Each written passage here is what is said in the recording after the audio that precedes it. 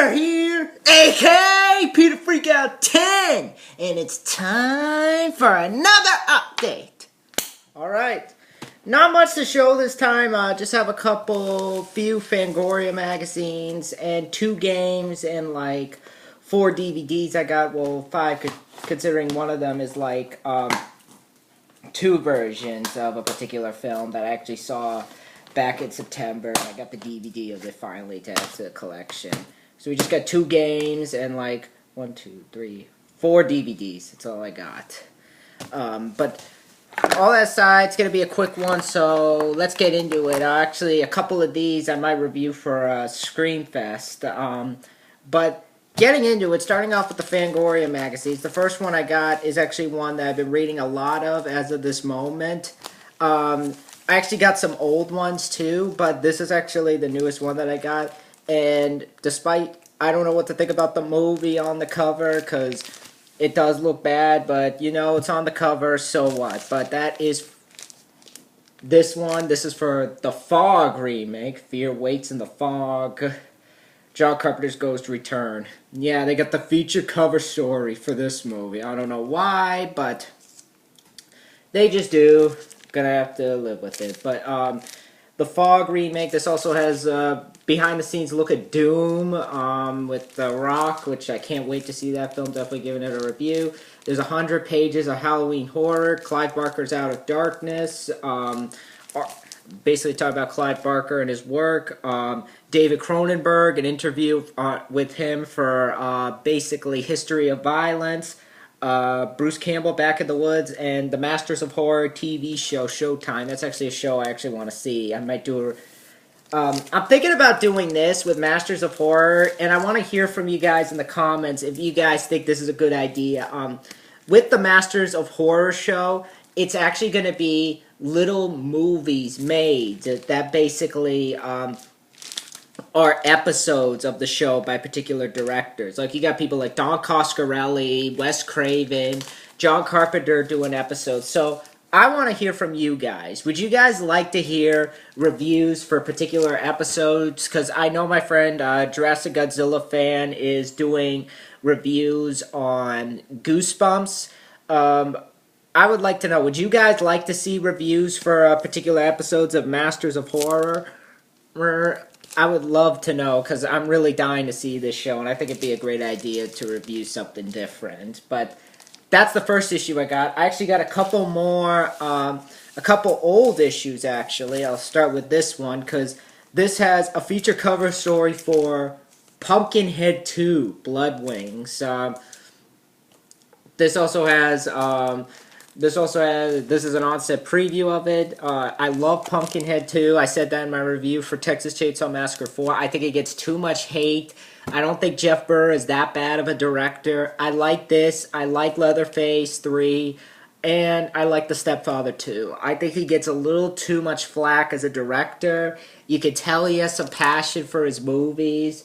And in particular, I think this is his best movie, because even though it's not the same Pumpkinhead, and I know the story behind it, where the studio pretty much, I think it was another movie, and they pretty much rewrote it into a Pumpkinhead movie, so they were all pretty much like, so when they said it was Pumpkinhead 2, and they brought him on to direct, because there was actually another guy that was going to direct it, Tony Randall, director of Ticks.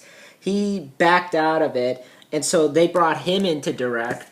And I know that when he read the script, he was like, because there's like a DVD on it with the commentary. He talks about how when I came on, I was sort of like, what the heck is this? This isn't like the first one. I want to rewrite it. But they were like, no, we already bought the sets, so you're going to have to make do with what you have. So he got to work basically doing it. But I like Pumpkinhead 2. I may do a review on it. I think this has this is my favorite look of Pumpkinhead, if you guys want to see it. I know some people may disagree with me. I know the original is a classic, I'll say that, but for some reason, I like Pumpkinhead 2. I like the mythology behind him. Yeah, I like that look of Pumpkinhead. K and B for the fact that they were going up against Stan Winston's practical effects. I think they did a great job. I think they made it their own. I like Andrew Robinson in the movie. I think he does a great job. It was nice to see him play a hero for once, and not just a bystander. I thought he was a likable character. Joe Unger, he has a fun death. R.A. Mahaloff, and even Bill Clinton's brother, Roger's in this film. But yeah, this also has stuff for Return of the Living Dead 3, which also has J. Trevor Edmund in it, who was in Pumpkinhead 2.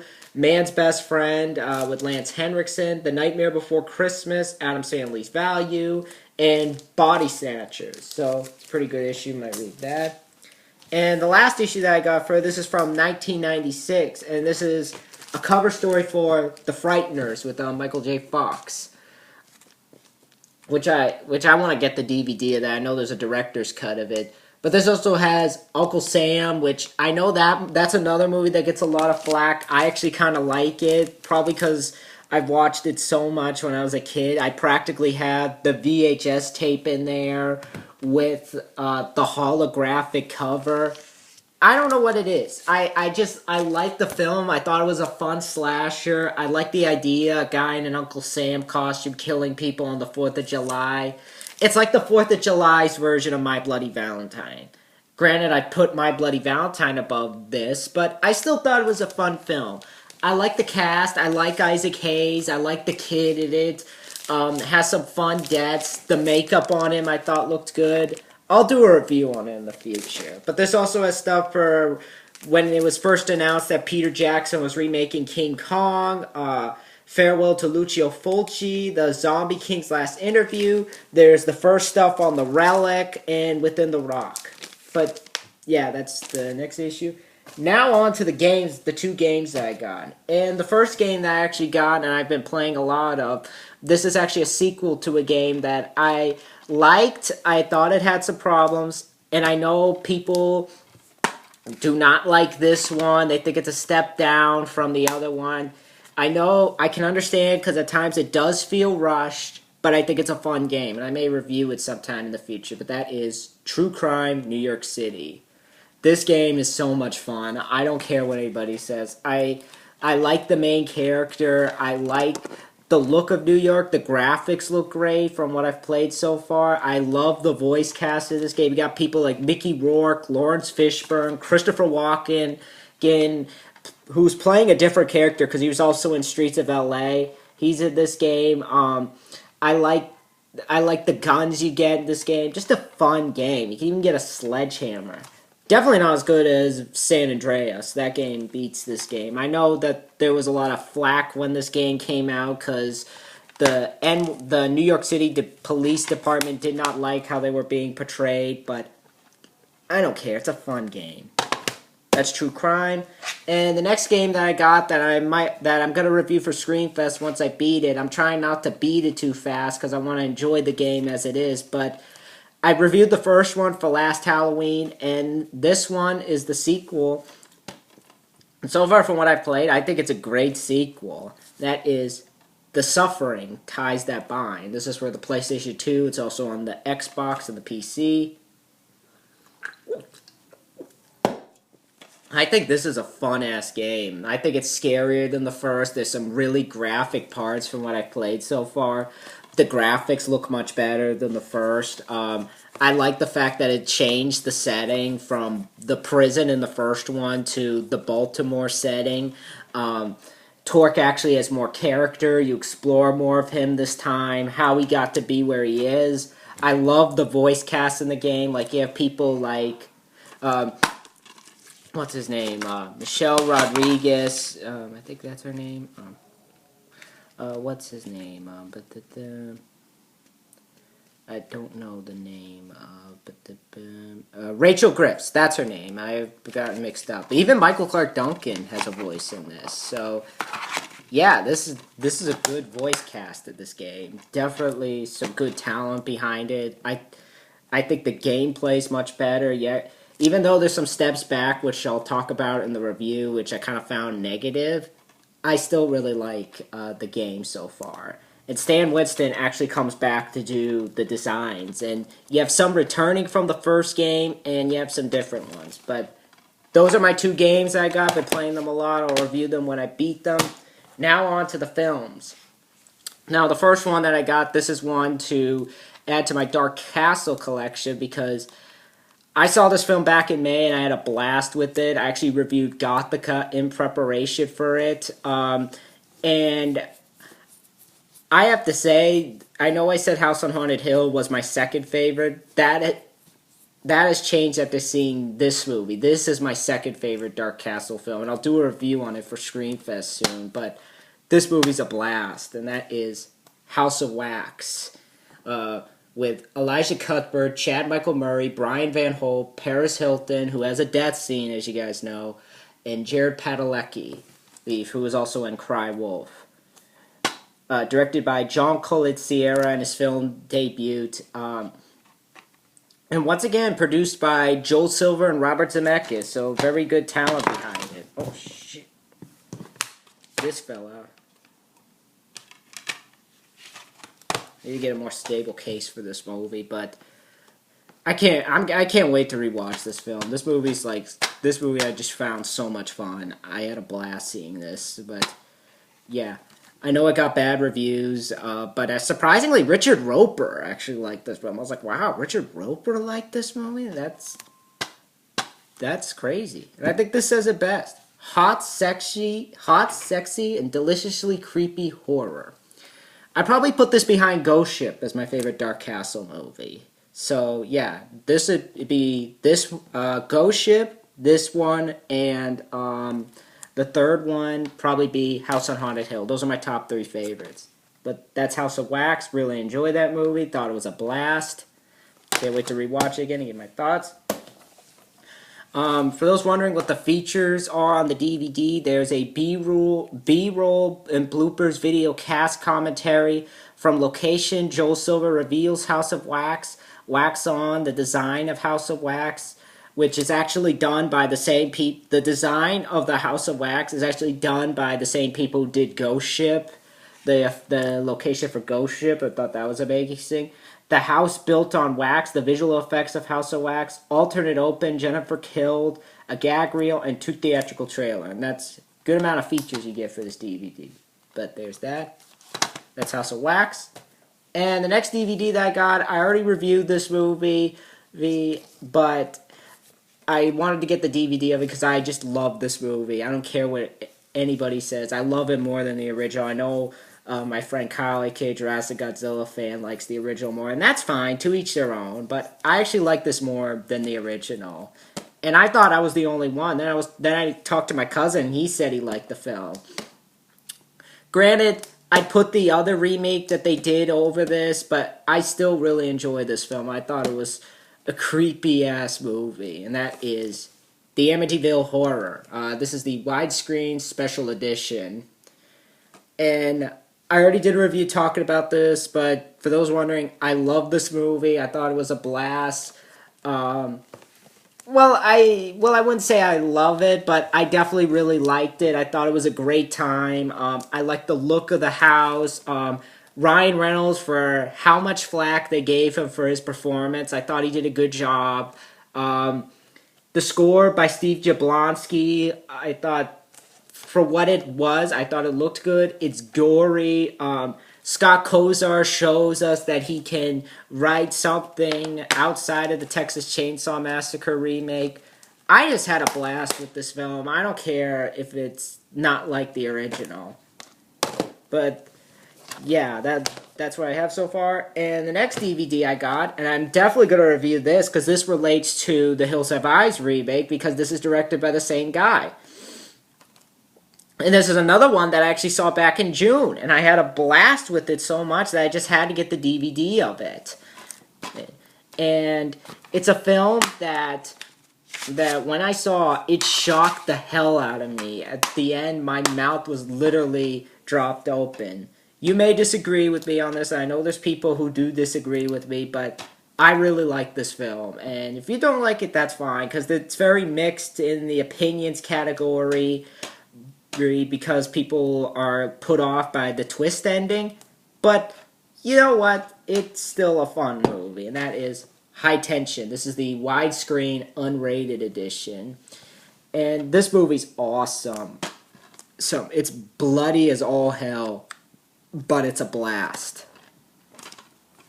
And I really wanted to see this film because I remember, like, the Fangoria article that I got back in January of them talking about it made it sound so cool. I just had to see this movie. But High Tension's a blast. I can't wait to review it. But I forgot to mention, like, the Amityville Special Edition. But in terms of features, you get deleted scenes, supernatural feature, discussion of the DeFeo murders and what really happened, the source of evil making of feature, Ryan Reynolds, a producer's commentary, multi-angle on-set peaks, and photo gallery.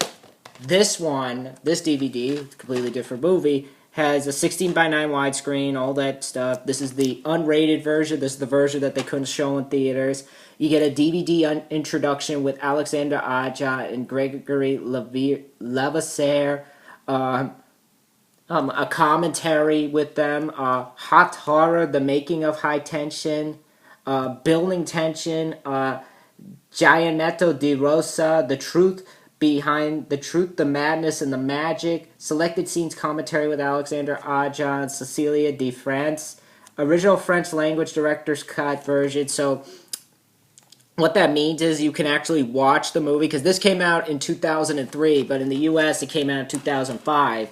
And when it was released in France first, with different languages. Here, though, it's actually, you can watch either the French version or the English version. I prefer to watch the English version, but there's also, because this is dubbed, I didn't mind the dubbed version. I thought it worked well for what it had to do. Optional English subtitles and trailers, and that's it. Definitely great to have this for the collection. Can't wait to watch this film, but that's High Tension. And the last DVD I got, this is for another film that I saw. I never understood why this film got so much hate. I may review this soon. I may review this in the future when I review the other George A. Romero films. And I actually have both versions of this film, surprisingly. I can't actually believe that I found it. Let me just get the sticker off, because I actually got this in a pawn shop. I was actually going to get this somewhere else. But this has both editions of the movie. That is Land of the Dead, which is probably George A. Romero's biggest movie. And I had a blast with this film. I don't care what anybody says. I really liked this movie. I thought it was fun. I liked the cast in it. There's some good gore. The CGI really did not bother me because it looked fine. I thought it looked really good. The mix of practical effects, the look of the zombies, I thought looked really good. I liked the Big Daddy character. I know some people found him annoying with his constant screaming. I didn't find him that annoying. But it's a really fun movie. I thought it was really well made. I like the idea of, like, the rich being in, like, the upper class area. I like Dennis Hopper. John Leguizamo, I thought, gave a good performance. Just a fun movie. And this DVD, the one I got, actually has both the 2 theatrical and the unrated version. So I got 2 for the price of 1. But yeah, in terms of features, you get a making of Land of the Dead, go behind the scenes and onto the set of it for an insider's look at the blood, sweat, and more blood that went into the creation of George A. Romero's most spectacular zombie film yet. A Day with the Living Dead. From it first called to rap star, John Leguizamo takes you on a humorous personal tour through an entire working day. The remaining bits, feature commentary, director George A. Romero guides you through his newest monster piece. When Sean met George, because Simon Pegg and Edgar Wright have cameos in this movie, they get into makeup on this feature. And if you have the unrated version, you get Bringing the Dead to Life. The film makeup artist Greg Nicotero offers insights into the fine art of crafting a convincing, creepy zombie. Scenes of Carnage, a killer music video featuring the movie's most outlandish scenes. Zombie effects from green screen to finished scene. See how zombie actors, an unfinished set, and computer-generated imagery combine to create the chilling illusion of reality. and bringing the storyboards to life. A step-by-step comparison of storyboard drawings and the final terrifying result captured on film. Scream test, zombie casting call, real life and computer-generated zombies strut their undead stuff. But that's pretty much what I got. Those are the movies and games that I picked up. And after this video, later today, going to work on my review of Disturbing Behavior. Been wanting to talk about this film all day. So this is going to be my next review. Might upload it later. But anyway, all that aside, I'll see you guys later in the next video. Thank you guys for watching. If you guys have seen any of these films, tell me in the comments below. Be sure to rate, comment, and subscribe. And I'll see you guys later. Stay tuned for the next review. I'll see you on the wonderful world of YouTube. Bye.